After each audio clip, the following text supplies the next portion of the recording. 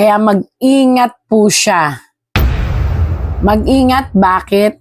Baka dumating yung time na may masagasaan siya at siya ay mapunta sa hindi magandang sitwasyon at mapahamak.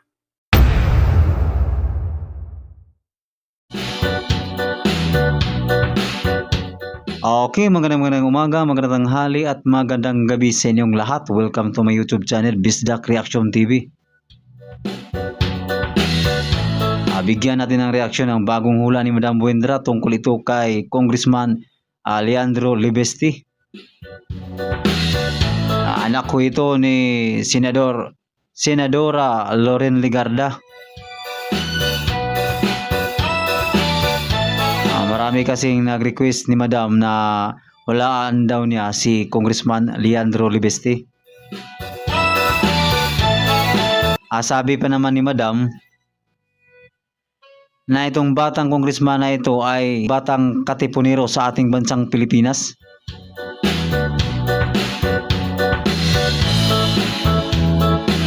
Bakit ba ito nasabi ni Madam? Bigyan natin ng reaksyon kung tama ho ba? Tama ho ba yung lumabas sa baraha?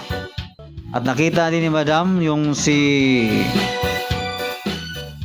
Yussi Cabral, kasi nag-mention siya ng babae at tumpak ito kay Yussi Cabral, yung bago lang na nawala sa ating mundo.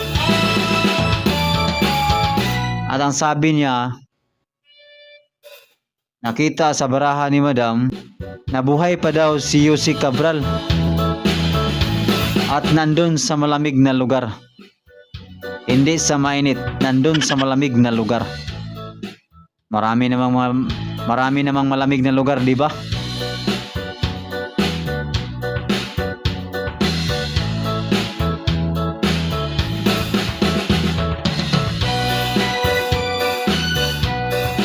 Ngayon, hindi natin patagalin pa. Ito na po ang hula ni Madam Buendra kay Congressman Leandro Libesti.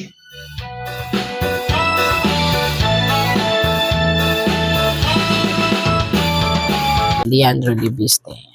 Totoo ba ang mga sinasabi niya? Ito ba ay makatotohanan?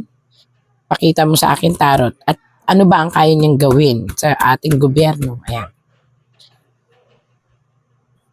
Tatlo agad. Actually po, ito, isang babae ang talagang nagbigay sa kanya at nagtiwala sa kanya ng anumang sinasabi niya. So, ito yung babae. Paano ko nasabi? May dala po siyang, ayan, timbangan at meron po siyang dalang ebidensya. Binigay talaga sa kanya. But unfortunately, lumalabas po dito na ang babaeng ito is running pa rin. Ayan o, gumagalaw, tumatakbo. So running pa rin kung sino yung nagbigay sa kanya. Tungkol ito sa flood control, sa mga corruption.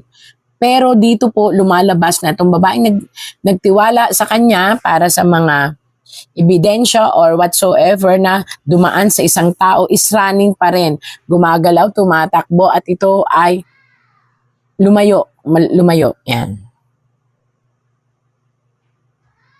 Eventually,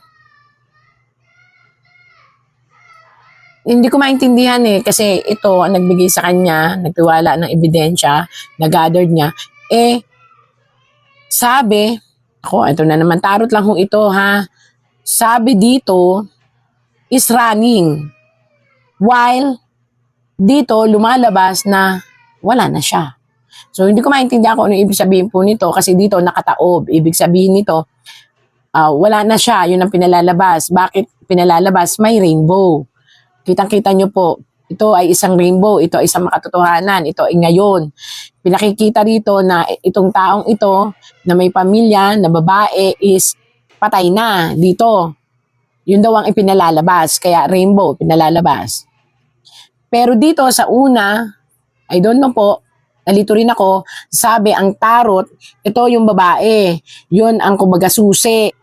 Maaring ito ay yung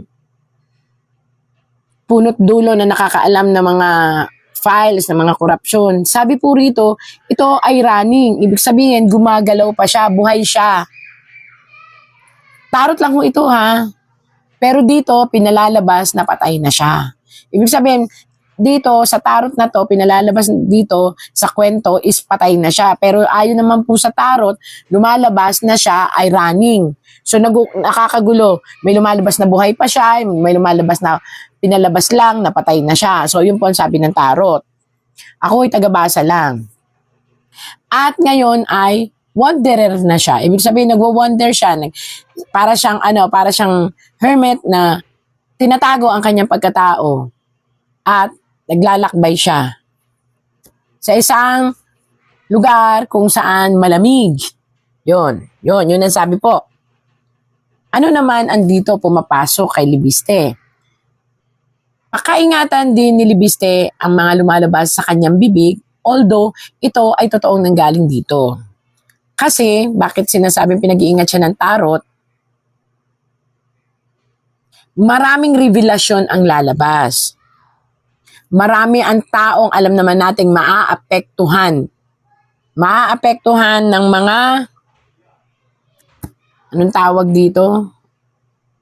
Ng mga sabi-sabi, ng mga, kumbaga para sa kanila ito isang napakalaking iskandalo na maaaring magdulot ng galit sa puso at manganib, kaya po nakataob, manganib at gumawa ng madahas na pamamaraan para sa kanya.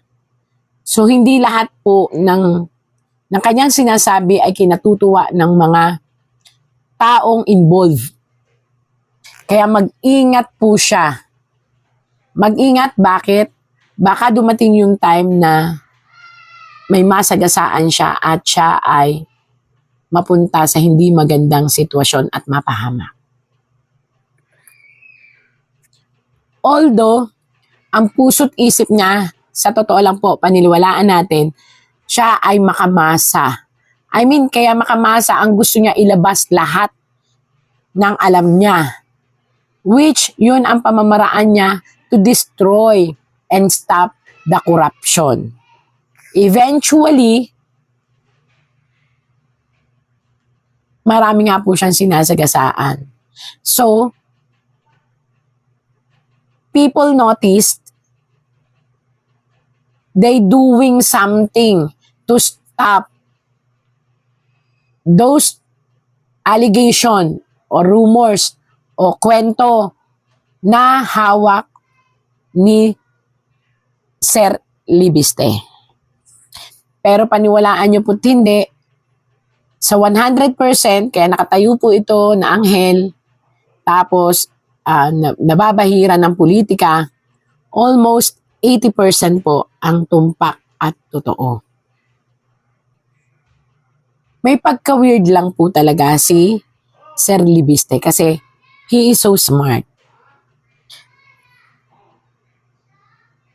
And learning from the birth life of Libiste, mayaman na siya eh.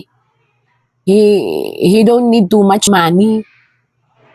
What he wanted really is to share the opportunity kasi nakita niya na corruption talaga ang problema ng Pilipinas.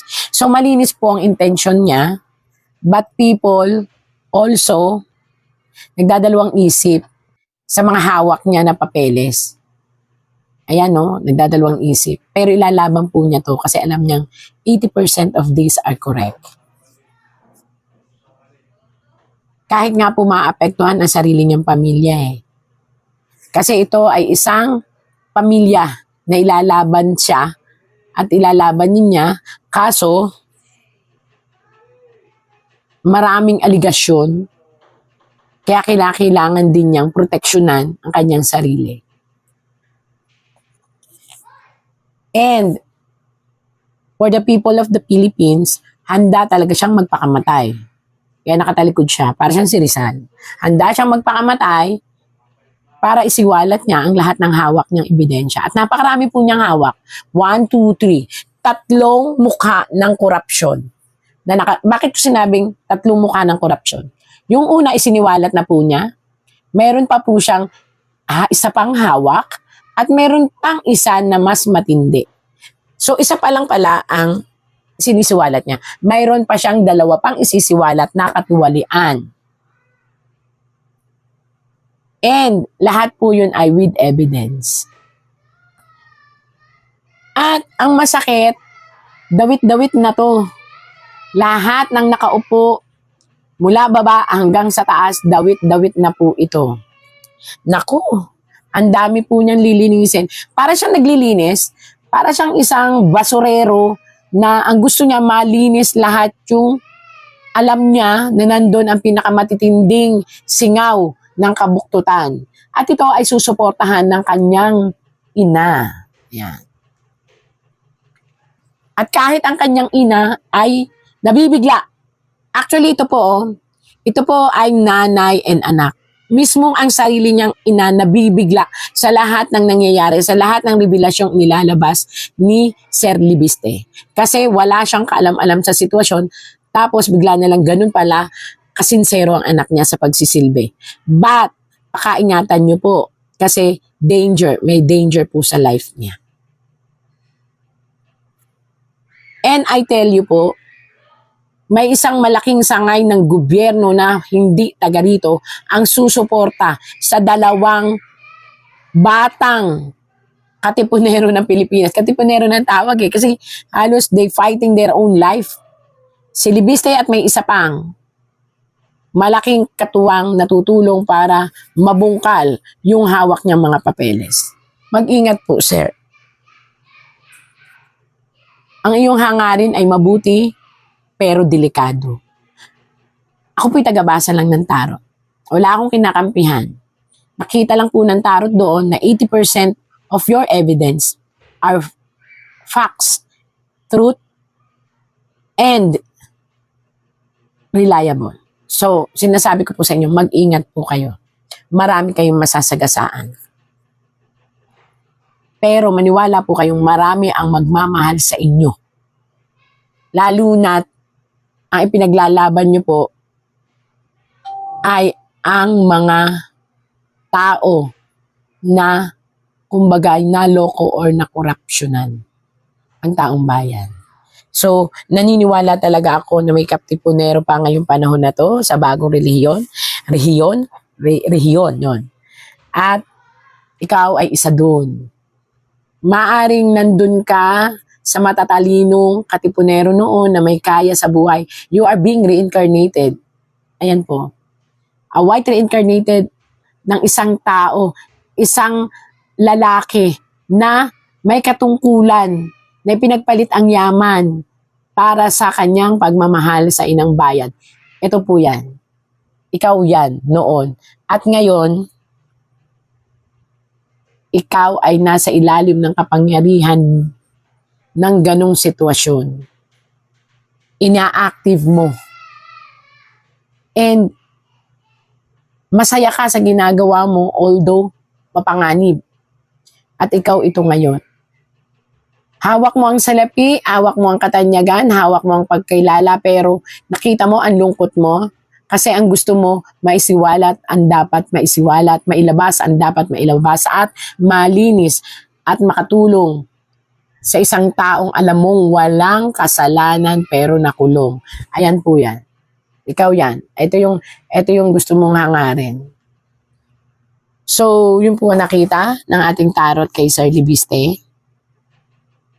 Isa kang lumang katipunero na bayani na may kaya pero sinakripisyo ang lahat. Yun ang nakita ko sa huling tarot. So, sana po ay bilang bagong reincarnation ng taong yun, sana makamtan mo naman ay ang buhay na ligtas,